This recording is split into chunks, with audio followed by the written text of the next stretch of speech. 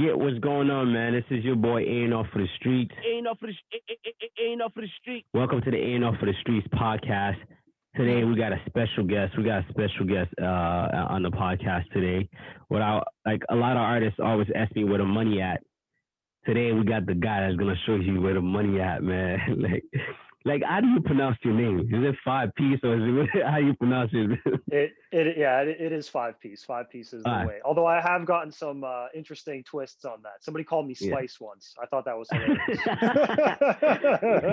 That's funny. So 5 piece for the record. 5 piece. 5 piece. Sounds good. We got 5 piece in the house. Grant Ryder has been doing this thing for a minute now, so I've been following him on Instagram. He's been sharing a lot of great information. So it was about time for us to connect so we could share the information to the masses so they could connect with you and we could kind of like help provide more opportunities for the community, you know what I mean? Especially for a Canadian artist, Toronto artist, upcoming artist that needs funding for their projects. Definitely. But to get started, just give us a little bit of background about yourself. What do you do and how did you get started in this whole grant writing business? Yeah, for sure. So I think I started in grant writing like a lot of people that are probably tuning in today. And that was, I was a music creator. I was a producer. I am a producer. I still am. I'm an engineer. And I've been working with a bunch of different artists all the time. And I find that some artists can be really talented, but they would really lack in the budget department. And sometimes it would prevent me from working on things that I wanted to work on because money was an issue, which makes sense. You know what I mean? So for me, what ended up happening was I realized that there was music grants in Canada, which is a very common thing here. A lot of other places don't have it, by the way, but we have it. We're very fortunate. And all you have to really do is figure out how can you win this money from these grant organizations. So I kind of took the initiative, even though I wasn't a grant writer then. I was a producer. I was an engineer. I'm like, look, I found a way to get us some money. Trust me on this. Let me apply and let me figure this out. And if we get this, let's use that money to pay me for my services, to produce, to engineer, and do all these different things. And sure enough, I, fired a bunch of shots. I learned everything that I needed to learn. I just tried a bunch of times. I failed a bunch of times for sure. But then I started getting a lot of success at the same time with grants. I started winning them and I started figuring out like what worked and what didn't. And then I started actually really diving even deeper into grant writing and then offering this as a service to other people outside of the clients that I work with. Okay. Somebody said they're not hearing audio. I'm not sure. You could hear me, right? I can hear you. Can you hear me? Am I all good? I can hear you perfect. It might be that person. You might have to fix your audio because everybody else could hear us. Yeah. That's great. That's great. So that's good how you pretty much went about trying to find out these information yourself. You know what I mean? So it's necessity, right? So how long it took you to actually get a grant? So it was funny. I went to Atlanta. I went to A3C in Atlanta, which is like a big conference, right? I think it was like 2016, something like that, with a partner of mine. And I came back, it was October, I came back and I found out that the city of Toronto was doing a grant writing seminar downtown, kind of like this, where they just had all the different organizations talking about how they give away the money and all that stuff. So I attended, I took notes. It was like November, I think, by the time this happened. I applied to my first grant a week later. I applied to two of them, actually, one from Factor, one from Ontario Arts Council. There's a bunch of organizations, but those are the two I applied to at that time. And it takes some time to get approved and accepted. So sure enough, 3 months went by, which is the typical turnaround time. And in January, I think it was either January or February of the following year, so 3 months later, I actually got accepted to one of those two applications. So pretty much right away, I applied what I was learning. I made the effort. I took the shot, right? Obviously, closed mouths don't get fed. You know what I mean? Yeah, definitely. And I got the bag almost instantly, right? 3 months is a pretty standard turnaround time. But what it really did was it opened the door for me. It made me realize, oh, I could do this. And then sure enough, I did it again and again. And I kind of made it a process to now where, to be honest, every time there's a grant deadline, I'm applying to 5 or 10 applications at a time. So I always have like 20 to 40 applications going in every single year, bare minimum. You know what I mean? Oh wow, that's crazy. I didn't even know all that. So for your first grant, how much was it? If you don't mind sharing that information. It was a $2,000 grant from Factor. It was the artist development grant. It's a great grant to start with. Very simple application, about 3 questions. You include a budget, so how much money you're going to spend, and then they'll give you a free $2,000. And I know a lot of people, they probably want to like get those tens, those 20s, those $100,000 grants. You Hmm. can't just walk into those. You have to start Yeah. at the lower tier, the 2000s, the 5000s, win those, handle them appropriately, of course, like do what you have to do with them. And then, then you can start qualifying for the bigger grants and actually building more trust with the organization that gives the money away. Does that make sense? Okay. Yeah, that makes a lot of sense. Also, anyone that's in the chat right now, if you guys have any questions, send your questions in the chat. So while I'm doing this Definitely. interview with him, I'll be able to ask him all the questions that you guys have. So while you were talking, I hear that you mentioned a few organizations that you apply for, such as Toronto Arts Council and also Factor. Which are the other organizations that offer music grants out there, just for everyone that's here?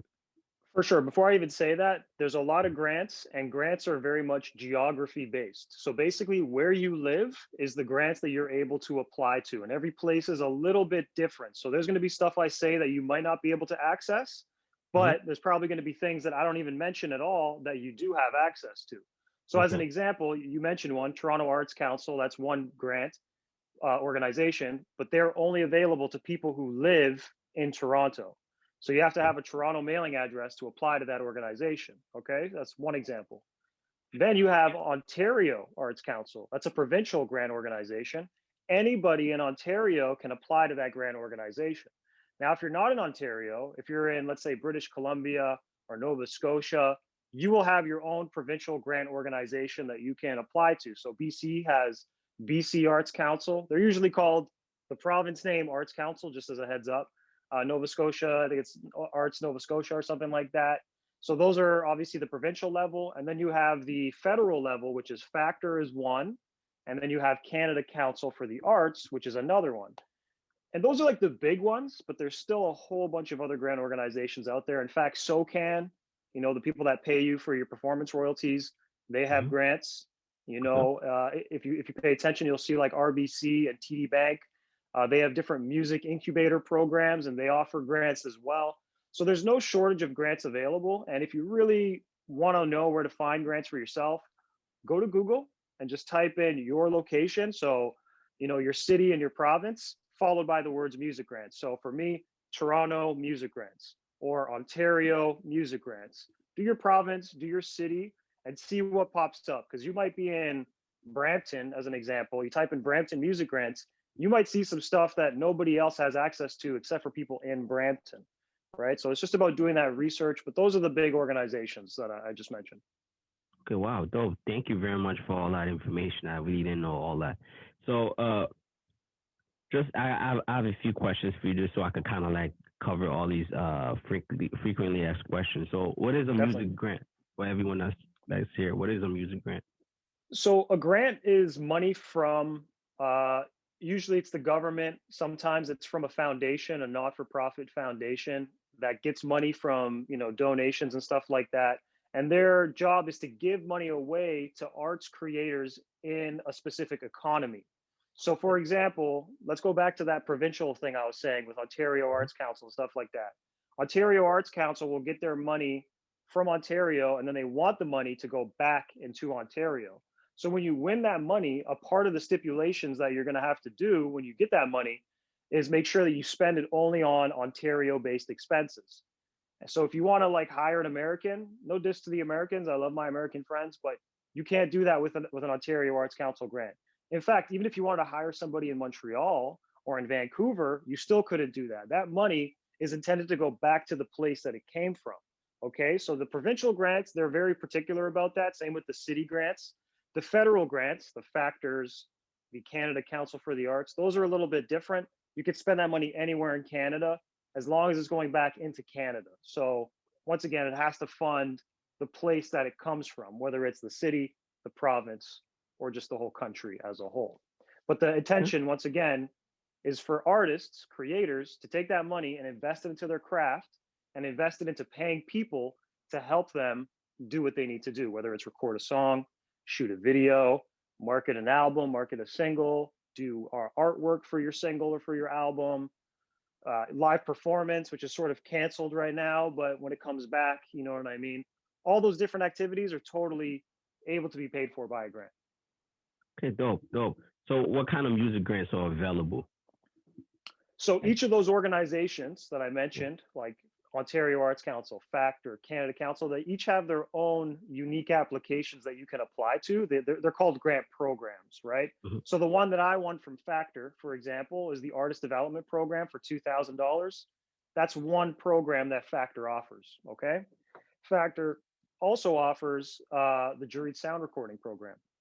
That program can give you up to $67,500. So 67,000, a lot of money to the first level of artists. So Factor has a bit of a different system. They have like a tier system where there's levels and you sort of graduate up. Most people can start by applying to the Artist Development Grant and the Juried Sound Recording Grant, this big one I'm talking about. And as Yeah. you work your way up the levels, you can qualify for more. So if you're an artist level 1, you can get 67,000 from that program. But if you're an artist level 2, you could get, I think, like 77,000. And if you're artist level 3, you could get even more. They give you more money as you qualify for more funding based on where you are in your career. If you hit certain streaming numbers, if you're on tour, so things like that. There's different criteria that's specific to get to those levels. But Mhm. those are two programs for sure that are very popular. 2,000 from Factor for arts development, 67,000 from their juried sound recording. Now there's other programs, of course. Ontario Arts Council has a music recording program that's worth $12,000 for a full-length album. So that would be 26, 27 minutes or longer. Toronto Arts Council has a music creation and recording. I think it's about 10 grand. Canada Council, they have a whole bunch. One of them actually can go as high as $100,000, believe it or not. So you can see we're talking big numbers. We're not talking about Yeah, like big numbers. $200. Yeah. We're talking about tens to potentially hundreds of thousands of dollars. And you don't have to just apply to one, and you're not limited to just one. I apply to each of these organizations throughout the entire year. So I'll shoot a shot to Factor, I'll shoot a shot to Ontario Arts Council, I'll shoot a shot to Canada Council. And to be honest, it's like free throws. You got to just keep shooting buckets, Keep trying to shooting. get Keep them shooting. in. And Mhm. then as long as you keep doing that, one's going to go in. And if it doesn't go in, just figure out what went wrong. Talk to the organization because they want to give you money. Chances are you're the one preventing yourself from getting the money. It's just something you're not doing, or maybe something you're doing too much of, or whatever it is. I kind of went a little sidetrack there, but hopefully that answers the question about what's available. Yeah, that does answer the question. So when they give you these grants, do you have to pay them back, or is it kind of like free money for you to? And also, do you have to? One more question: when they give you the money, do you also have to like make sure you provide all the information that you use the money for, such as the recording? You pay for this. You have to provide receipts for these things. Absolutely. So Oh, wow. it's not just like the honor system. First of all, a grant is not a loan. A grant is a grant. It's a reward in a way. You know what I mean? They're giving you money and they're not expecting that money back. However, if you do not spend the money properly, if you get 60,000 and then you go buy a Benz or something, you're going to have to pay that back. You can't do that. And the reason why you can't do that is because when you get the grant, you get it, and then later on, about a year later, typically, sometimes a few years later, 2 years later, they want to get a final report back, which consists of all your receipts, your invoices. So both, not just one or the other, it has to be invoices and a proof of purchase. So like if you send somebody an e-transfer, have a printout of that e-transfer. You know what I mean? Wow. Or if you go and buy something at a store, have the physical receipt. And they want everything, detailed on a spreadsheet that they'll give you and they'll tell you how to fill out. And then you're going to write your report about what you did. And that report is going to be based on what you applied with. So when I apply to a grant, so for example, let's say I applied to the Ontario Arts Council recording program that I mentioned for 12 grand. When I apply, I'm going to tell them everything that I want to do with that money. So I'm going to say, okay, I want 12 grand. I want to pay this engineer to record 12 songs. He's going to charge me 200 a song. Let's say, I don't know. I want to hire this guy for videos. That's going to be about 2 grand a video. I want to do 3, so that's 6 grand. And you're going to break down every single thing you plan to do, who's going to be doing it for you, because you can't be doing it alone. And if you're doing anything 100% alone, don't apply because you're probably not going to get it. They don't want to give money to somebody who doesn't not going to pay that money to people. You have to pay people with that money. That's the whole point of them giving it to you. It's to stimulate the economy, you know?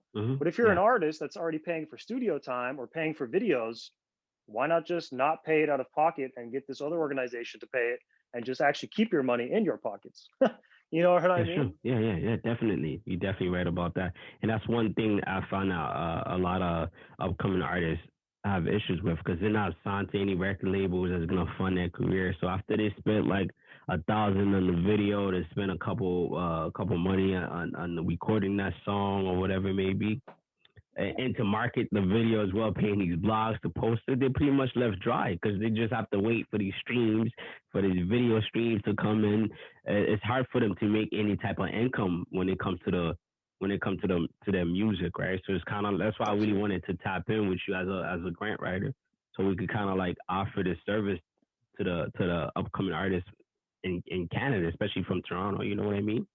Definitely, definitely. Yeah. And yeah, someone actually just asked a really good Send a question. question Yes. Yeah. that I liked. They said, "Do grants count as income?" I don't know if everybody saw that, but I just wanted to point that out. It does count as income. So when you get your at the end of the year, when you get all your T4s and stuff from working and all that, you get your different tax slips. Grants will give you a T4A, which is a specific kind of document that's a form of income. Basically, it's on record because when you apply, you give your SIN number, you give all the same information you would give an employer. You know what I mean? But the thing is, you get this grant, it's going to say, okay, you made 10 grand, let's say. But then if you spent 10 grand on other people's services, that's now a write off. So that money, technically, yeah, it's income, but then the expense is going to completely offset it. You know what I mean? The only exception is some grants, and I didn't really mention this, some grants you can use to pay yourself. You can't pay yourself 100% of it, but it is possible to take that grant and they will actually let you keep some of it. A lot of organizations don't. Factor, they won't really let you pay yourself money. You know what I mean? There's like a few exceptions, but not really. But like Mhm. Ontario Arts Council, you could get a grant. And I actually did this last year. We won a $10,000 grant from somebody from Ontario Arts Council for an artist. And we used that money to pay the artist a small fee to record I think it was like 10 songs or something. So he got a couple $100 for every song that he recorded himself. You know, we paid the producer that he was working with a couple $100 for every beat. And then I was the engineer. I got paid a couple $100 as well to mix every single song. But the thing was, he made income from that technically Yeah. because we paid him. So that, of course, you would be taxed on because it's income. But Mhm. otherwise, as long as you're spending all that money appropriately, you shouldn't necessarily be taxed on it. Consult with your accountant, of course. I'm not a tax expert, but this has been my experience over the past few years with grants personally. Okay. And so let's just say an artist apply for a grant, right? But that artist have a team as like a video guy. They have a mixer. They have a producer in their team. Are they allowed to say, okay, great, this is what who I'm gonna pay that money, but they don't actually pay that money to, you know what I mean? They could kind of like subsidize it and be like, okay, great, I'm gonna pay $2,000 for my video guy, but they actually give the video guy 1,000. Are they able to do things like that as well, just so they could kind of like keep some of the money themselves? Not necessarily. Like people could try, but here's the problem: you need to have a proof. You need to have proof. You need to show that if you paid, if this guy invoiced you for 2,000, you're going to have the invoice, and then if Mm-hmm. you paid him 2,000, you're going to have the e-transfer or whatever sort of receipt Oh, okay. that proves that you sent that money. And if you don't do that, it doesn't work. And some people might be they might think they're smart and say, well, I'll send it to him and he'll send it back. That could get sticky because now that person is going to have a record of him receiving 2 grand and then paying you back 1,000. It may not work out the way that you want for that person. Because some people have asked me like, oh, like how about I just pay you and we just kind of like fudge it. And I'm like, no, I don't want to do that because now I'm going to be on record accepting Yeah, money that I then paid back. So I have to pay tax on this income that I made. You understand what I'm saying? Like it gets all yeah. messed up. You don't want to do that. So I definitely advise don't do that. Apply. You can absolutely have a team of people that you always work with. Use grants as a way to pay them what the hell they deserve. You know what I mean? Okay. That's how it started for me. I wanted what I felt like I deserved. Nobody else was bringing anything to the table in terms of figuring out a way to pay for this stuff. I was just creating a lane for myself by applying to grants and doing it personally. So hopefully that makes sense, you know? Okay, it makes sense. What you said makes sense.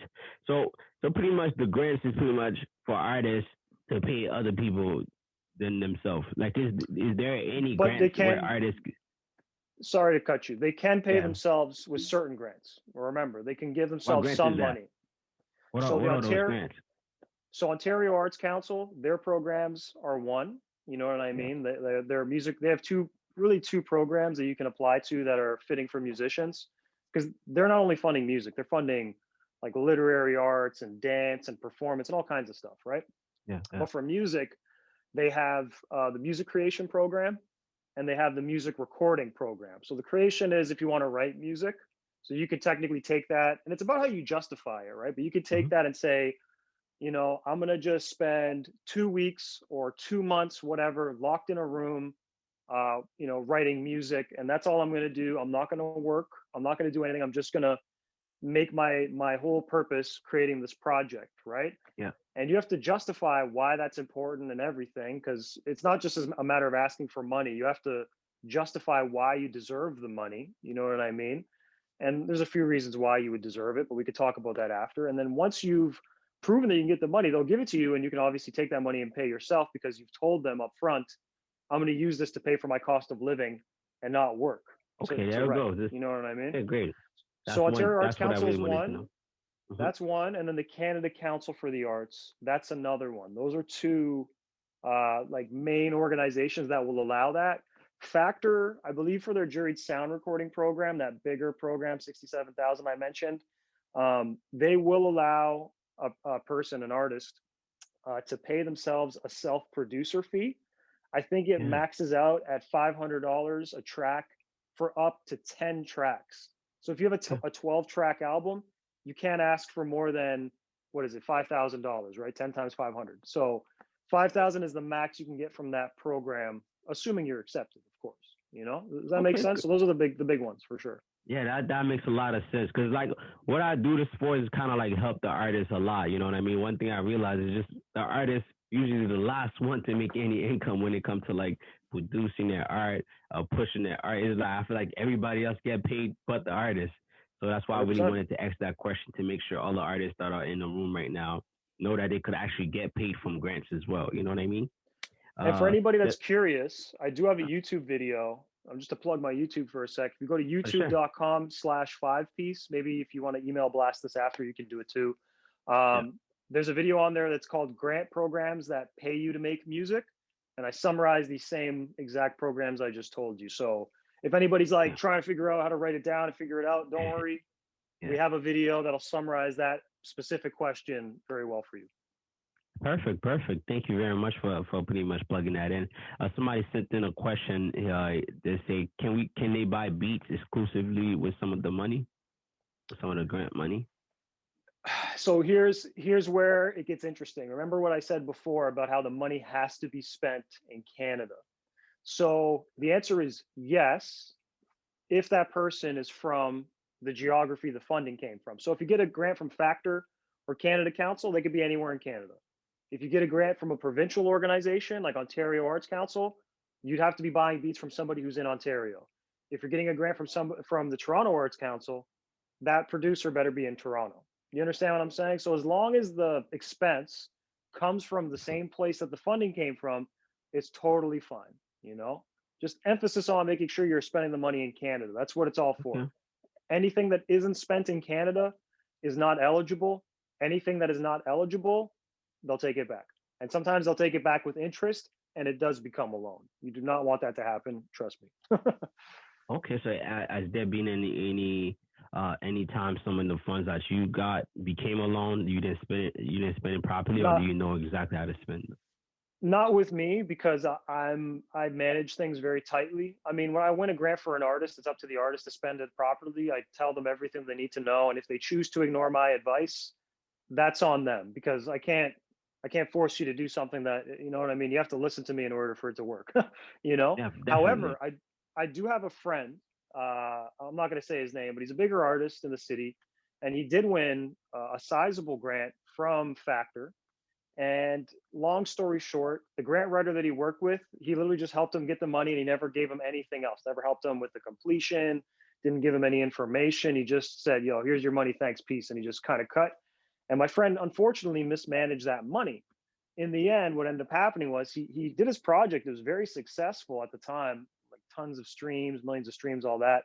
And Factor in the end, because he misappropriated the funds, what ended up happening was Factor said, "Yo, we want that 25 grand back Jeez. plus interest." And what Wow. happens is you could technically, I don't want to say you could technically, you can't avoid it. It's going to come and haunt you one way or another. But the worst part about it is that the second that happens, you're screwed for grants. The second you Oh screw over an gosh. organization, you're done. Factor is not going to give him any more money. Even if he pays Oh, it back, it's probably not going to work. You know what I mean? Because you've oh, shown that you're not trustworthy, right? You have to manage things appropriately. And that's why I encourage people taking baby steps. Start with the small grants, work your way up. Not only because you probably aren't going to get a $10,000 grant if you've only released one song, but also just to understand how this whole thing works, how to report, and how to manage even a small sum of money. Like $2,000 is nothing. You pretty much spend that whole thing on a few studio sessions or a couple of mixes or one video. But at the end yeah. of the day, if you manage it properly and report it properly and you're in good standing with the organization, they'll look at you and they'll be like, okay, we can give this guy, we trusted him Um, with two, maybe we can give him five, maybe we can give him 10. And you can start yeah. to work your way up the ladder. You know what I mean? Does that make sense? Yeah, that makes a lot of sense. So let's just say for somebody, some of the participants that are in the chat right now, they don't know nothing about grants, how to apply, and what information should they put up there to get qualified. Should they hire like a grant writer like yourself, or should they try to apply for a grant by themselves first? I think it's going to boil down to where they are in their career. And just to plug something else, because I love to Yeah, plug things. I for have sure. so what I actually do my grant writing under is under another name. It's under this brand I have called Finding Funding. Yeah. Finding funding, just like I'm searching for something, funding, right? Pretty straightforward. If you go to findingfunding.ca, emphasis on the .ca, findingfunding.ca, I have a free course called Music Grants 101. It's free. Thank you. That person just plugged. Oh, that's you. Okay, thanks, man. Yeah, yeah. Head to that site, sign up for the free course. It's going to teach you everything you need to know to get started. It's not going to give you absolutely everything from start to finish, but it'll get you introduced. It'll make you basically get ready to apply to your first grant. You'll figure out what you're applying with, who you should be applying to, what organizations, what information you're going to need, and all the stuff that you're going to need to just get organized and ready to apply to your first grant. So definitely, if you're thinking about this grant stuff, take that course before you do anything. Okay, very simple and short. You'll like it, trust me. And what I would say is, if you're an artist, to answer your question now, if you're an artist that actually has some success, okay, I'm not saying you got to be like out of here, like millions of hits and stuff, but if you have a bunch of songs released, if you have more than 1,000 plays on Spotify songs and stuff like that, if you have some good photos and good quality music and a decent team behind you in terms of the creative, you may want to try just shooting a couple of shots on your own to familiarize yourself with the process. Or you may even want to hire somebody because you're going to be in a position to. Because the truth is, a lot of people ask me to write grants for them. And then I say, okay, first thing I say is send me your Spotify. Oh, I don't have Spotify. I'm not on there. Well, you're not ready for a grant, unfortunately. I would love to help you, but the first thing a grant organization is going to do is look into you. They're going to look at what you've done. What music do you have? They really want to see what you're asking for. Is that possible? Like if you're saying, yo, I'm going to shoot 3 videos and I'm going to make an album and you have no music out and no videos out, how is anybody going to trust you with money? You know what I mean? So if you're in that like secondary group where you don't have really too much going on just yet, don't do anything, just chill out, learn a little bit more about grants and all that stuff, but really focus on putting stuff out there. It's probably going to cost you money, but at the end of the day, like if this is something you want to turn into a career, that's sort of how it has to be. It's not a hobby, right? If you're doing this full time, or if you're trying to do this full time, you're gonna have to invest in your craft, release more music, release videos, and really just create a proof of concept. Prove to the organization that what you're asking for is something that you can deliver. I've never applied, or rarely have I applied in one where I say, here's this artist who's never done anything and we're asking to do all these things. He's never done any of those. Help us. They're probably not going to help you, especially when you realize there's a lot of people applying to grants. It's not just me. There's thousands, tens of thousands, potentially even hundreds of thousands of artists applying to these every single deadline. And because it's so competitive, they don't have enough money to give everybody money. So you have to prove that you can do what you're trying to do in order to win it. Hopefully that You're right. adds up. That adds up. You pretty much saying you gotta invest yourself before somebody else can invest in you. That's pretty much really what you're saying right And now. there's ways to not spend money to do these things too, right? You have a friend who's dope with the videos, you know Yep. what I mean? Maybe they'll shoot a video for you for free or for very cheap. Maybe you have a friend who's a producer, but he can also record and kind of like, edit vocals and mix a little bit. Maybe you could work with him. Even if you give these people a little bit of money just to get yourself through, that's cool. Even if you're recording yourself and doing a lot of things on your own, that's cool. It's just making sure that whatever you're trying to do, you can prove you can actually do it. That's the key. Okay, definitely. Okay, great answer. So I did this whole webinar to try to get everyone the answers that they want to know about grants. So I'm gonna make sure I ask you all the questions everyone is sending in here. Absolutely. So one question somebody sent is, what if you have to travel to the States for business? You still can spend the money in the States as living expense? Is the business, I guess this is gonna be an answer with a question. So is the business in the States music related, or are you just going to the States for like side business? But if it's music related, that money, first of all, there should be no surprise visit to the States where you're trying to use the grant money. You know what I mean? When you apply to a grant, you're applying with a predetermined plan. You know what I mean? So you're saying, yo, I'm gonna record this album. I'm gonna record it at this studio in Toronto and this and that. So that money has nothing to do with anything else. Do you know what I'm saying? Like, you're saying explicitly what that money is for. Now, if you're asking, or maybe they meant to ask, can I spend any money in the States? Is there any way to do that? There are certain grants related to travel that will allow that. So like Canada Council for the Arts, they do have two travel programs. One is Canada based, so it's money to be spent traveling in Canada. The other one is Arts Abroad, okay? And that just means anywhere in the world. So those grants, well, that second grant, Arts Abroad, that one you could spend in the States. If you get a grant from Factor for their live performance program, it actually is a live performance is what it's called. If you get a grant for that to go perform in the States, then that money is probably going to be okay to spend in the States as well. It's ultimately going to be determined by what your project is that you've applied with and whether or not you've explicitly said you're going to spend it in America. But typically that money, once again, is intended to be spent in Canada. And think about it like this. If you just now don't have to pay your videographer 5K, and you don't have to pay your engineer 5K, and you don't have to pay your marketing person 10K, now you technically have saved 20 grand that you can now spend out of your own pocket in the States. Does that make sense? Like, it's almost like you're not spending your money here anyways because it's grant money. You know what I mean? So now you could just reallocate that money that you were supposed to spend in Canada that's now covered by the grant. You could spend that money in America. Does that make sense? You understand what I'm saying there? Yeah, definitely. Next question would be, will the foundations issue T4s to the people I paid, or they just want proof of the transaction? No, the people that you've paid, they're not. You get a T4 if you're an employee of a company, right? Like a T4 is something you get when you're employed. A T4A, which is the document I was talking about, and that's probably what the person was referring to, that is only given to the grant recipient.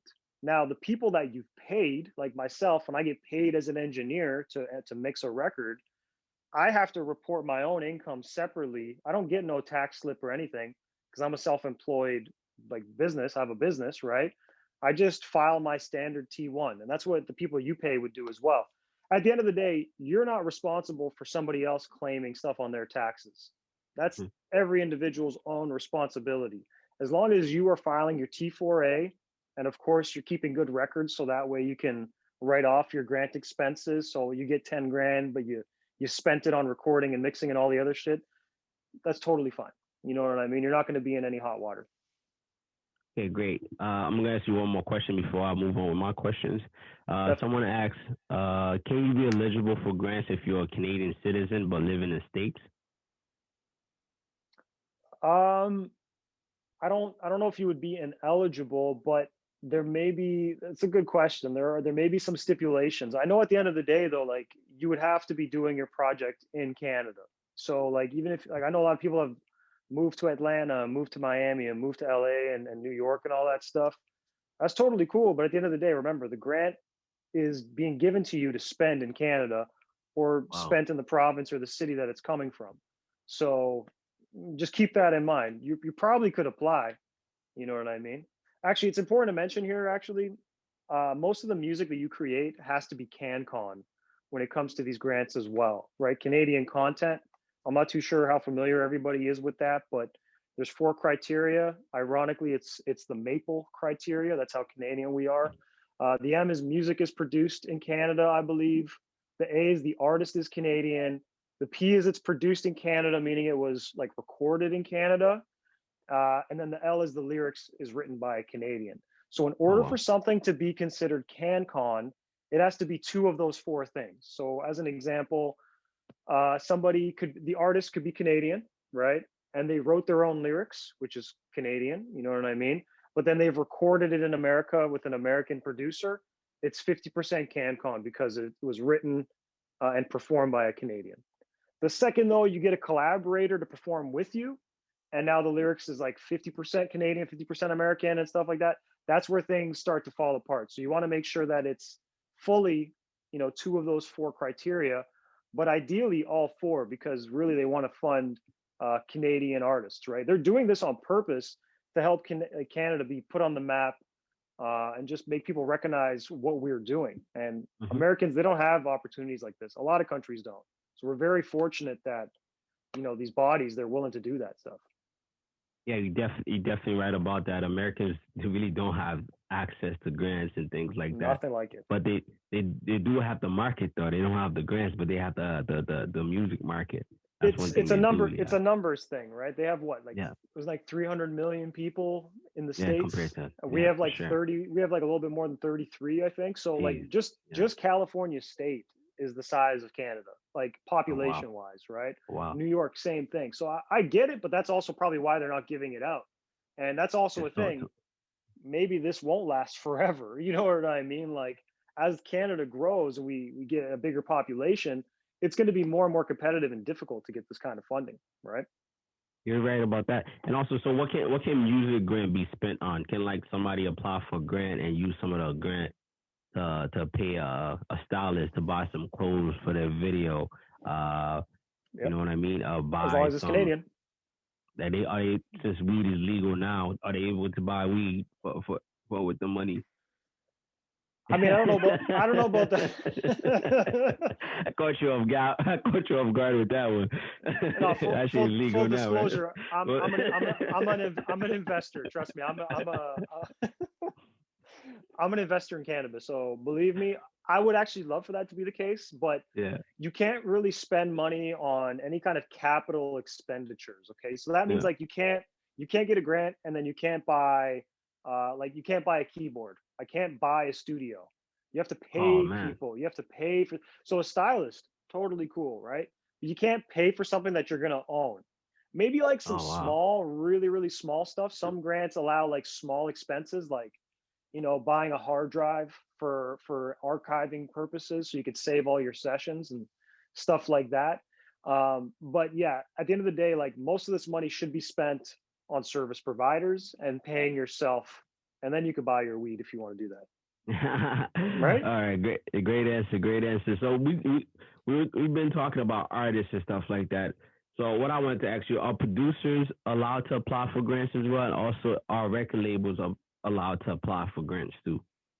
For sure. So producers, really anybody can apply to a grant. What you have to be doing is you have to just fit certain criteria. Okay. So for Okay. producers, let me explain. I'm a producer. Okay. That's how I got into this. And my first grant was actually to pay, well, it was for me to put together my own project as a producer. However, the thing is, the condition is you have to be releasing this music usually, at least for the recording grants. The creation grants are probably a little bit different. But for the recording grants, you have to be releasing this music yourself. So what I did, for example, as a producer was I said, I want this funding for me to produce this music.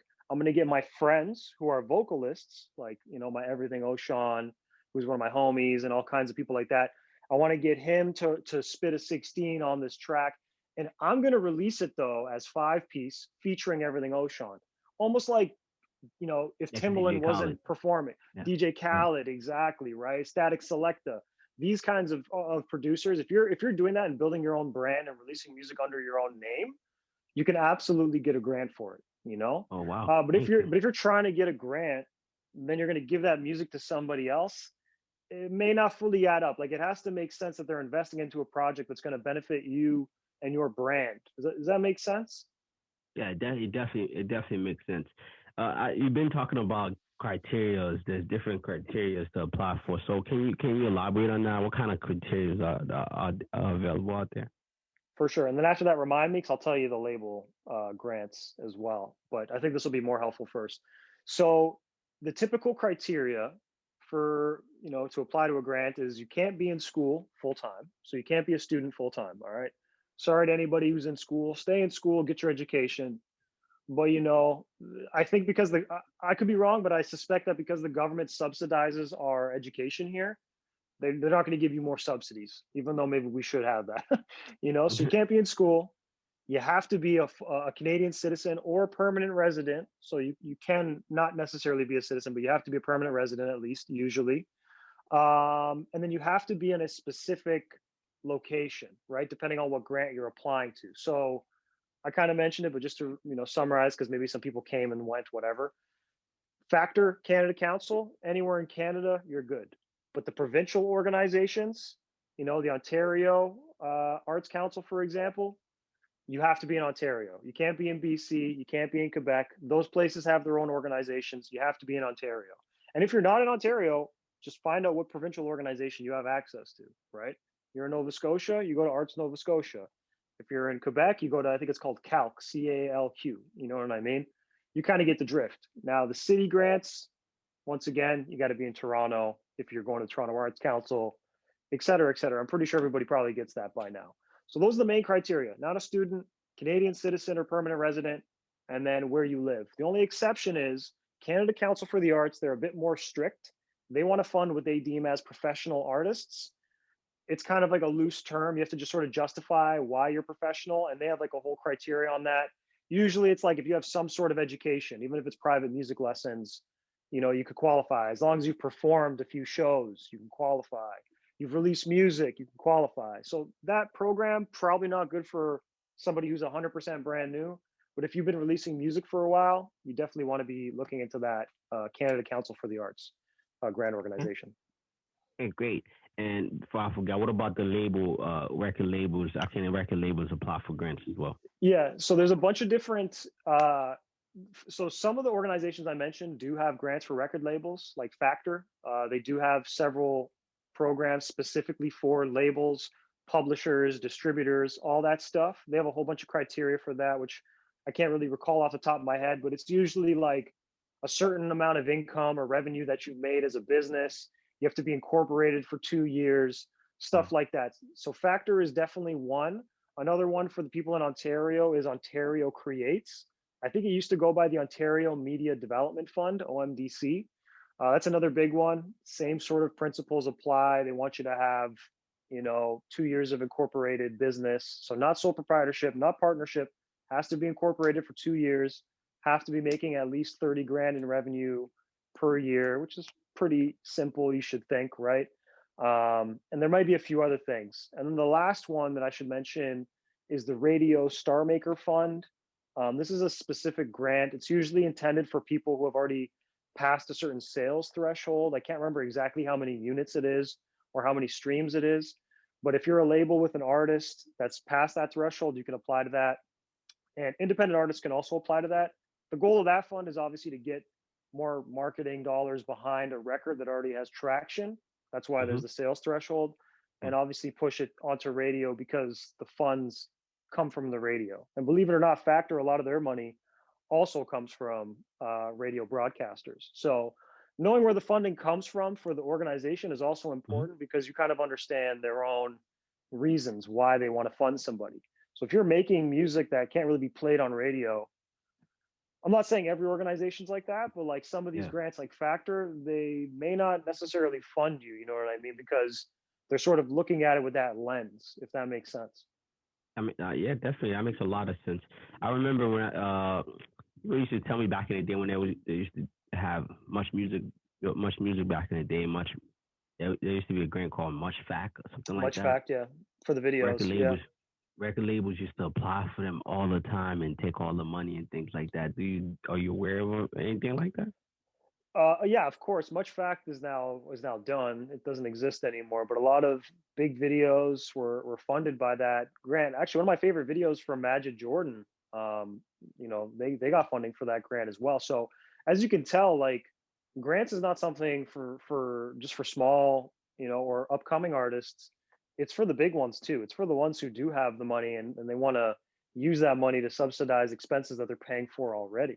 You know it definitely creates some controversy. There's been a few artists that have sort of stirred the pot because they got a grant, and meanwhile they're worth like 2 million or whatever. You know what I mean? Yeah, So some people think it's bullshit, and it probably, it kind of is, to be honest with you. But that's neither here nor there.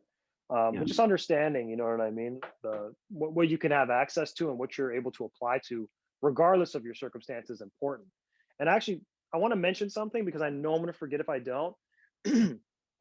There are certain grants. Ontario Arts Council is one that comes to mind that has specific funding priority groups. Okay. I'm sure everybody knows what's going on in the world. Like, everyone's we're living in crazy times, obviously, but a lot of stuff has come to the forefront. You know what I mean? And obviously, everything that happened with Black Lives Matter and the protests last year, this is a really important time in our history, right? yeah, And grants, organizations, this is not new. They always did this, but now it's really becoming a thing where they really want to fund, for example, persons of color. That's, their language for how they would define it. So whether you're, black or Latino or just anything non-white, to be honest. Like yeah, me, I'm Italian, I'm European. I don't get any special treatment by any means, rightfully so. But now these organizations, they have funding groups that will specifically prioritize funding marginalized communities or people that are disadvantaged. And it's not just persons of color. That's one of several. So as an yeah, example, I said the persons of color. There's the new generation, which is people aged 18 to 30. There's francophones, so people who are French language first or making French language music. huh, Indigenous persons, of course, that's a huge one. And then like any sort of disability related thing. So, maybe deaf, mute, maybe physically handicapped, all that kind of stuff. You know what I mean?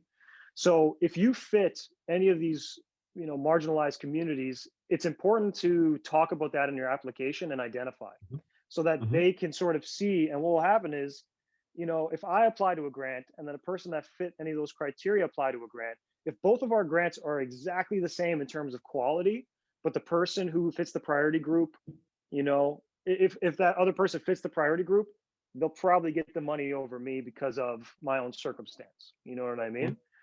So I think it's important for people to just be aware of that. Not every organization has these priority groups, but the ones that do, utilize it, because I know for a fact that it's helped some of the artists I've worked with win grants because of their circumstances that they were literally born into. You know what I mean? I'm not trying to be weird or wow. manipulative about it. No, no, no, that's a it great it's just information. it's just real, you know? Now that's the world we live in. It's a real world. So that's great that you're sharing that information out there because I'm sure there's probably a few black people in here as well. It's good for them to know, you know. So just moving on to my other questions that I have for you as well, right? Mhm. Like when should somebody apply for a grant? Like is there like a deadline? Like is there like a time period? Do they have okay, great, we can only apply in January. That's it. Like when is the right time to apply for a grant? Yeah, yeah. So what you want to do is, take the course I mentioned before, Music Grants Mm, 101 at findingfunding.ca, and it'll walk you through some of these organizations I'm talking about. And what you want to do is just go onto the websites for each of those organizations, look at the programs that I mentioned, and look at the deadline for that application. Okay, so the way the timelines work, first of all, the deadline date is not the date that you should start applying. Okay. Do not make that mistake. A lot of people make the mistake of waiting till the absolute last second to just throw in a Hail Mary through a grant application. And I'm telling you, it almost never works. Some people need that pressure to perform and finish something. I'm not like that. For me, I figure out when the deadline is, and then I try to spend 6, 8, or ideally 12 weeks in advance writing that grant application. That doesn't mean that every day I'm there for 8 hours typing and looking like a loser. You know what I mean? But what it does mean is I have a lot of time to really like marinate and figure out what I'm trying to communicate, because that's the whole thing. The application is you communicating your idea, your vision, what you're going to do with the money. It's all of that. You know what I mean? And the more time you have to be calculated and intentional and edit and refine, that's really, really important for writing grants, or at least writing grants that win. Okay. Hmm. So back to the deadlines though. So most deadlines, there's usually, I would say about like 2 or 3 sort of timelines throughout the year where there's a few deadlines. April and May is sort of the first batch. Okay. So Factor and OAC, Ontario Arts Council, a lot of their deadlines are in April and May for different programs, and actually Canada Council as well.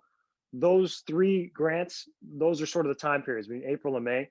And then they have another deadline for those same sort of programs. And there's a whole bunch, like I said, that will happen again, I think sometime in October or November, right? Now, the thing is, the deadline date is the date that they stop receiving applications and they start reviewing them. What does that mean? You apply to a grant, even if you send it 2 months before the deadline, your grant is just sitting there. It's not getting reviewed right away. What happens is once the deadline happens, they go, okay, cool, we're going to shut this down. We're going to give this grant, all these grants, these hundreds of thousands of grants, let's say, or 10,000 grants, whatever. Let's divvy these up to a group of people called jurors, usually is how they do this. Each of these jurors is going to review these grants, and a few of them will review the same one. You'll have like 10 people reviewing each application, right? And what they'll do is they'll grade it like a homework assignment. So like they'll look and they'll be like, his artistic merit, it was kind of bad. So we'll give him a 5 out of 10 or a 3 out of 5, whatever. His viability, yeah, he's a pretty poppin' artist. Let's give him a 5 out of 5. And his impact, it's not looking too great. Let's give him a 1 out of 5. You know what I mean? It's just him working on this project alone. You know what I mean? Wow. And then they'll average that score, and they'll average it for every single person, because I might read it and not necessarily feel what you're saying, and then the next person might see it and be like, yeah, this is great, 5 5 5. And they'll average the score, and then what they'll do is they'll grade, after they've done it for every application, every single one. They'll say, okay, cool, we have enough money to fund the top 10% or the top 20% of applicants. And it's going to change every year, but you might have to have scored 85% on your application to receive funding. You know what Wow. I mean? So then, and then what happens from there is that whole process, it takes about 12 to 16 weeks. So if the deadline is in April, you're not getting your money until May, June, July, probably August. You know what I mean? So when you're applying to grants, you have to be a psychic. You have to be able to see into the future and predict what's happening and time things out properly. You're not going to be applying for a grant for a single that you want to release next month. It's probably not going to work out for you. You have to, like, right now what I'm applying for is literally Q4 2021. So that's how far in the future I'm living. You know what I mean, when I'm Wow. Yeah. applying to Yeah. grants for all Wow. these people. Yeah. Wow. Wow. A lot. It's a lot. Uh, It's a lot. yeah, it's definitely a lot. But what's the percentage of somebody getting qualified for a grant? Like, you know what I mean? Is there Like how many like like what's the percentage of somebody winning, you're saying? if somebody winning? So I have a few videos. When you check my YouTube, you guys can go in depth. I'll give you some highlights now, but youtube.com/5piece. I have a few videos that's like, how likely am I to win a grant from this organization? I have a couple like that. So Factor, for example, you can look at the numbers. Every year they release an annual report, and it says, you know, what's the highest, or here's all the genres that we support. Which one's getting the most money out of how many applicants is getting funded. And it gives you all the breakdown. And I did my own sort of calculating on the back end and figured out that they fund about 10% of people, right? So you have a 1 in 10 chance of winning. Now, Yeah. personally speaking, my win ratio is way better than that. My win ratio is not 100%. I don't know anyone that does have 100%. I feel like those people are lying, because it's competitive and every year is different. Every deadline is different. You might Hmm. apply at a deadline where there's not a lot of competition. But for me, I'm winning about 1 in 3 applications on average. You know what I mean? So even with me, when I sit down with a client, I usually try to say, let's figure out 2 or 3 applications that we can apply to so that we can hedge our bets. Now, keep in mind, Factor is 1 in 10. Okay. Canada Council for the Arts, I ran the numbers on that. It's more like a 1 in 3, 1 in 4. You know what I mean? So certain grant programs and certain grant organizations are far less competitive than others, or they just have significantly more money. To exemplify that further, Ontario Arts Council, Toronto Arts Council, I've looked at their reports as well. It says how much money they've been requested and how much money they actually are able to fund. Most of the time, it says they've been requested for $3 to $4 million per deadline, and they only have $300,000 to $400,000 to give away. So they're only able to fund 10% of the request. That doesn't mean that they're funding 10% because I might ask for $5,000, you might ask for 10, this person might ask for 6. The numbers all over the place, but you sort of see that they obviously cannot fund every single person that applies. And that's why I kind of mentioned the stuff before, like the priority group stuff, because this is it's a good sort of lever to pull in a way to give yourself a little bit more of an advantage over some of the competition that you're literally going to be up against no matter what. You know what I mean? You're definitely right about that. And also, are there certain grants for women as well? I'm sure there's a couple of women in this chat as well. Well, all these grants are, I know I keep saying like he pronouns and stuff like that. That's just me having horrible habits, so I apologize. These grants are available to every person, regardless of how you identify, anything like that. I know, but there's no specific ones for women only? I'm sure there are, but like in terms of music, I haven't necessarily crossed some. I do see Factor doing more like women's and indigenous based sort of like webinars, kind of like this, where they're trying to educate more of these communities. And I do have some connections at these organizations, and they've told me that they're trying to prioritize these groups as well.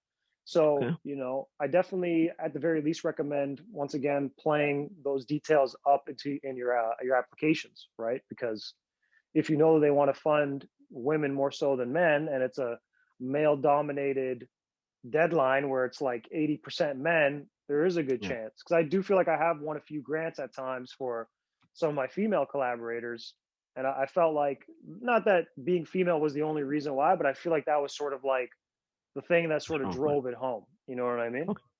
Okay, definitely. Yo, I appreciate you being on here, man. You being honest and really open and answering all these questions as honest as you can. I'm not gonna hold you for too long. I got one more I got a couple questions left for you. There's a question here that said, as a grant writer, how do you figure out what to charge your clients? So that's a good question. Every grant writer is different, right? I can't really speak on other grant writers. I could just speak on myself. And, some grant writers want everything up front. Some want everything on the back. To be honest, the second group is way more rare. Like, you have to have a lot going on for you in order for somebody to work completely on commission. So not to pop somebody's dream balloon, but I'd be very cautious unless it's somebody who's like coming up and they have no experience and they just want to win grants and all that stuff, then you may be able to get something on the back end only. For me, I have a hybrid model where I charge a fee up front and then I do charge something on the back end. But the important thing to remember is most grant writers, they only help you on the upfront part. They only help you apply for the grant. Getting a grant is two things. It's getting a grant and it's keeping a grant. What I do is, and when I get the back end payment, that back end payment is for me to work with you and continue to work with you throughout the entire duration of your project, so that I can actually complete the grant for you. So I'll handle the reporting. If you have any questions, you need consulting, if you need any help with anything, I'm there. I got you. You don't have to feel like you're lost, like my friend who had to pay back Factor $25,000 because the grant writer helped him win it, but didn't help him with anything else. And that was never a part of the arrangement anyways, I guess, right? So for me, when I win a grant, I want people to win it, keep it, succeed. And guess what? Let's do it all over again. You know what I mean? Wow, yeah. So sure, I do charge up front. Sure, I do take a piece on the back end, but you get what you pay for. You can thank me later, or you can not. And then you could call me later and be like, dude, I messed up. I should have called you. Because I tell you, I get those calls all the damn time. Oh, man, I can only imagine. One more question in the chat right now before I ask you my last questions. Somebody said, with factoring in the delay in approval of grants, if we were to apply and end up receiving multiple acceptance, what would be the appropriate method to handle this? Yeah, so there's a few ways, right? So first things first, you usually want to, first of all, you're not going to apply and say like, I need 10 grand only, and I'm only going to get it from Factor. You usually want to have like a big plan, like $30,000, $40,000, or like more than what you're asking for. It's actually important to say this. The grants do not want to give you 100% of your project's budget. So if it's going to cost you 10 grand to produce an album, you're not going to ask for 10 grand. You're going to ask for maybe 7,500, and you're going to contribute the remaining 25%. They need to see that you have some skin in the game, right? If you have no skin in the game, I'm just going to give you this money. That's a gift. How do I know I can trust you? You know what I mean? So that's the first thing I just want to mention, just making sure that you have some skin in the game, that you're not asking the grant to pay for 100% of anything anyways, right? The second part of that is, if you do apply to multiple grants and you win them all, that's amazing. That doesn't happen all the time. But when it does happen, that's a good time to pop some champagne because you're doing something right. Now, what you need to do is you need to make sure that, that money is going to cover, or that money can be spent, right? So like you have enough expenses that'll justify it. And if you don't, what you can easily do is just contact the organization. And this is going to suck for a lot of people, but just contact them and say, hey, I want a grant from Factor. You know what? I would love to keep this money, but unfortunately I don't have any use for it at this time. Wow. And guess what? You just don't accept it. Or if you accepted it already, you give it back. And guess what that does? It builds more trust with you, because now the organization can be like, you know what? We could have gave this guy money. He could have skirted off in the Benz and screwed us over and bought his government weed. But instead, he did the honorable thing, the honest thing. And we're going to make a note of that so that next time he applies, maybe we can give him even more. Or I would obviously try not to do that second part. I would try to like make sure that there's enough expenses to justify, spending all the money. And even, to be honest, the first thing I would personally do as a grant writer is I would be getting on the phone or trying to get in touch with the organization and making a bit of a plan beforehand, maybe, and seeing like, okay, well, we said we're going to spend it on XYZ. Let's see if we can make a few changes now that we have the second grant also here, and maybe ramp up what we're trying to do. Maybe I said we're going to do 3 videos. Let's do 5.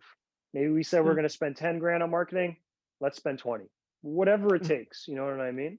But worst case, you can always give it back. All right, dope. I got 2 more questions here before I let you go. We're not taking any more questions because I've been asking you guys for your questions. You guys are sending your questions so late. So if you guys want any consultation with 5 Piece, you guys could definitely follow him on Instagram. So you can follow him, check out his YouTube channel, DM him, email him, and he'd definitely be able to answer all your questions and assist you guys to apply for more grants. So there's a questions I have right now. It said, is COVID affecting the amounts of grants available and how much the grants are? No, not necessarily. It is affecting live performance and like anything related to live stuff, because, it's very difficult to travel now, and safety and all that stuff. You know what I mean? So anything touring related, very difficult. You could still get a grant for like live streaming and stuff. I'm sure that's possible. But yeah, like live has been affected for sure. A couple of grants and their organizations, the deadlines have been changing around. They're pushing deadlines back. So like Ontario Arts Council used to be often in like April, the first deadline of the year. Now a lot of them are in May. You know what I mean? Which is, it's small. But other than that, like these organizations, they're still getting money and they still have to give that money out. They're obligated to give the money out. They're not-for-profit companies. They're not allowed to just keep it. They have to give it away. And if they don't give it away, guess what happens next year? They get less. You know what I mean? So they're trying more than ever to give money away. And usually it's increasing.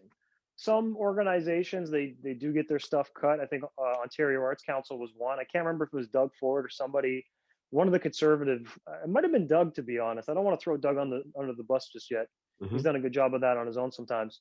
But they've cut some arts funding for that organization at times. But again, you don't have just one. You have access to a whole buffet of grant organizations that you can apply to get money. So whether they get less and they have more, doesn't matter as long as you're applying. Okay, great. So one last question before I let you go, because I don't want to hold you for too long. Last question from Daniela said, many artists at first don't realize how much of their time and effort is required to work on the grant. Example, provide input and communicate their vision to you so that you can make the grant impactful. How do you deal with this situation?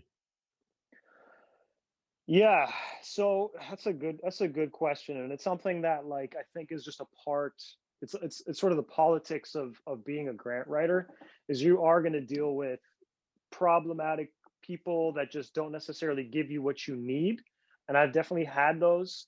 What I try to do is I try to be very thorough with my communication at all times. I explain things, I explain why I need something, and I give timelines. So like as an example, somebody just hired me today to do a grant for them, and they pay the retainer, and they're asking me like, okay, what's the timeline? I'm like, okay, February 18th. The deadline is in April, by the way, but I'm like, February 18th, I need all the demos. By next week, I need all the photos from you, because I'm going to make a little press kit, kind of like a artist bio for him. Mm-hmm. Like, I need that, and I need a bunch of information. And I basically lay out the full timeline for the whole journey that we're going to have together. And I try to be as thorough as possible, but the key is really just making sure I have systems in place up front. I have lots of templates, so I have successful grant applications that I've written, so that I'm able to sort of plug different information in there. It's impossible to just copy and paste. Like, you do have to customize no matter what. But like, that's something, I know how I have to have a conversation with people. So for me, when I write a grant, it's like this. We onboard you, right? We get you onto the grant portal. Once you're on, we schedule a call. It's going to be a long 1 to 2 hour phone call. I'm going to ask you a bajillion and one questions. I'm going to drill down into it and really understand. Like, I have to understand, like, I'm you, right? I have to understand the project, what you're doing, why you're doing it, every single thing. I'm looking at the application as we do it, so I'm getting the answers for that. And then after that 2 hour phone call, the artist is sort of hands off. I'm doing my thing. The next time they hear from me, it's going to be a couple of clarifying questions or things that I've sort of gathered after doing my first draft, tighten it up, send it to them, and get approval to make sure we're blessed to send it in. Once we're blessed, it's gone. You know what I mean? But to be honest, doing this for so long has allowed me to figure out the systems that make it more efficient. And if I was doing it the same way I did at the beginning, it wouldn't be so smooth. So just figuring out what you need to do repeatedly, not just with this one person, but every single time you have to do a grant, is important. You always have to onboard, get the person onto the portals to apply. Mm-hmm. You always have to, create your support materials, right? So your bios, having your music, your photos, all that. You always have to write your application and send it in. Those are the 3 big steps. And then obviously, to do that third step, you have to have some sort of communication with that client to make sure that you get the info you need. And it is important to say that for me, when I work with a client, we have a contract, and in that contract it says, this, in order for me to do my job, it necessitates proper communication and timely communication between both parties. Failure to communicate anything to me, may result in delay or failure to even submit your grant. And that's on you. Because I've had people where I literally ask for something, and I've literally had to be that annoying dude that's like texting and emailing and calling for fucking 2 weeks. And then the day before the deadline, they send me everything, and they mess up my life because they expect me to do it. And I'm not trying to be like bitter and all that, but it's very, very frustrating because it actually makes it worse for them. They're less likely to succeed when they do that, because they're putting me in a bind where I don't have the time. You know what I mean? To make sure that what I'm saying is accurate or correct or whatever. You know what I mean? So time, once again, 8 or 12 weeks before a deadline is going to be the most key thing to prevent any sort of issues that will happen when you're dealing with clients. It's just the reality of it. Definitely, that was definitely a great answer. I hope that answer your question here. One more question that I have for you before I forget, right? I work with a lot of artists. For some reason, they have criminal records. They're unable to do a lot of things. All artists with criminal records are able to apply to grants? That's a good that's a good question. I'm laughing because I've actually never encountered that. I've never seen any language that prevents that from happening. Like, I've never seen, like, I don't know how they would word it, but like, if you were incarcerated within 12 months, you can't apply. I've never seen that. But this actually brings up a good point. Okay. Now, I know that everybody who is incarcerated does not have the same thing going on. Everybody has their own circumstance, and I respect it. I have friends who have done their time, and they've done that, and they're done, and that's it, right? But what I want to mention here is, and this applies to every single artist, do not include extremely derogatory stuff in your music. Okay. Now, let me explain this for a moment. When you look at grants, you want to look at their evaluation criteria and you want to see what it says there. It says like what you should and shouldn't be doing or how they're going to evaluate what you're turning in. Okay. Now, if you're a trap rapper and you're talking about selling Molly and, you know, slapping a hoe, I don't know. I know I'm saying whack shit, but like, you know what I mean? Like if you're saying stuff that's like basically negative, and it doesn't mean you Yeah. can't swear. You could swear. You could say fuck and shit. You could swear the entire song if you want. That's fine. You know what I mean? But if you're doing things that encourage anything negative, violence, domestic abuse, drug trafficking, sexual trafficking, anything that's basically illegal, you know what I mean? You're not going to get funded. Okay. Think about it like this. Okay. The government is giving you money, basically, right? One way or another, that money is somehow coming from the government. Do you think that the government wants to subsidize those things? And don't get it twisted. I love that music. Like, I'm a Yeah, yeah, huge fan of Atlanta hip hop. That's my favorite shit. You know what I mean? yeah, But a lot of Atlanta music probably wouldn't get a grant if they had the yeah. option to. You know what I mean? Just because of the themes and what they're talking about, you know? That's a great So answer. so if you can, as an artist, that doesn't mean you can't get grants, okay? Because there are people who get grants, but if you can, try to sort of like send in the right material, send in the appropriate thing, or tailor stuff for it, but don't force it, okay? I don't like it. I tell my clients too, I'm like, yo, we got to kind of turn in something like this, but don't like go out of your way. Like just make music, send me a lot of the music that you're working on, let me hear it. And I'm going to pick out the one that I think is going to work best for this grant because you always have to turn in one or two song demos, right? That communicate what you're trying to do with the project. So instead of sending, the trap star anthem, you know what I mean, about violence and all these other things, which again I enjoy, you know what I mean? Yeah, I Send enjoy it send too. in send in the love song, send in the Yeah, song about unity, or yeah, maybe you send in a sad breakup song. That's fine as long as you're not talking about pistol whipping somebody and then yeah. selling a brick. You know what I mean? Like you have to just Yeah. play within the rules of it's a game. You got to play within the rules. You know what I mean? Definitely, great answer. Great answer. I just wanted to make sure I didn't forget that question because a lot of people might want to know themselves, right?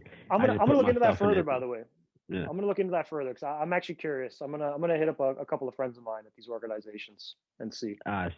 Sounds good, man. I really appreciate you coming and spending your time. You could have been doing something better than this, making some money somewhere. So No, I this is really fun, man. This appreciate. is fun.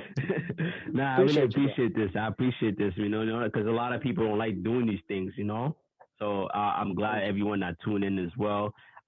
Before I let you go, right? What I wanted to ask you, where can they find you and how can they contact you and like where YouTube, your Instagram, and all that stuff.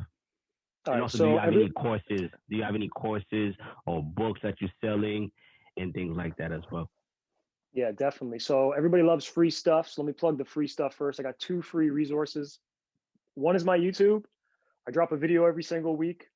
Some of it's grant related, sure, but I also am a producer and engineer. So I talk a lot about recording and mixing and mastering. And it's really important actually now because a lot of us are at home. We're not working with people as much. We're learning how to be self sufficient. If you need help with recording, mixing, mastering, and learning that, check that out and you'll benefit from the grant videos. Of course, I talk about a lot of things on here. Grant programs that pay you to make music is one video that everybody should definitely check out. And there's another video I have called Best Grants for First Time Applicants. Those are two videos that everybody will find value out of. If you want my YouTube, it's youtube.com/5 piece, like half a dime for all the Canadians in the building, because the Americans don't know what a 5 piece is. They think I'm a chicken nugget combo. Okay. So that's the first thing. The second thing is go to findingfunding.ca. This is my actual grant writing platform. I have the Music Grants 101 free course. Sign up for it. You put your email in, you'll get an email, just making sure that you want to be a part of it. And then you'll get access to the course. It's going to walk you through everything you need to know to get started, who gives away funding, how to find grants, what you should be communicating in your application. It's going to help you get your ideas organized and together. And if you like those two things and you want to take it up another notch, I do have a premium course. It's called How to Apply to Canadian Music Grants. It sort of picks up where the free course left off. and it actually shows you step by step how to apply to a grant, what you need to do, what you need to consider. And I show a lot of examples from my winning applications. You could technically copy those applications, give or take a few details, and potentially put yourself into a great situation. But that course is the only course I've ever seen. I've never seen anybody have a course like that that walks you from A to Z in terms of, applying to grants, winning grants, and every step in between. So you want to check that out. That's also on findingfunding.ca. You want to connect with me? I'm on Instagram a lot at 5piece. That's the number 5, PIECE. I'm sure if you check up next posts, you'll see my face on some of those if he doesn't take them down right away. And just feel free to follow. If you have a question, DM me. I love getting ideas for videos. So if you have a video idea that you want me to shoot for my YouTube, let me know. Love to help you out. And yeah, those are the big things. I think I covered it all there, man. Yeah, you definitely covered it all. I'm definitely gonna send you everybody's email that registered for this. A couple of them they attend the Zoom webinar. So I'm gonna send you all the emails, the phone numbers, so you'll be able to contact them and send your freebies, and then you'll be able to follow up and build your own relationship with them. All right. Sounds good to me, man. I appreciate that. I really appreciate it, man. Thank you very much for coming on the A&R for the Streets podcast. I really appreciate you. Keep doing what you do. I'm going to keep checking your YouTube channel, and have a nice day, man. Have a good night. You too, man. Appreciate you, brother. See you guys. Later. Bye. Easy.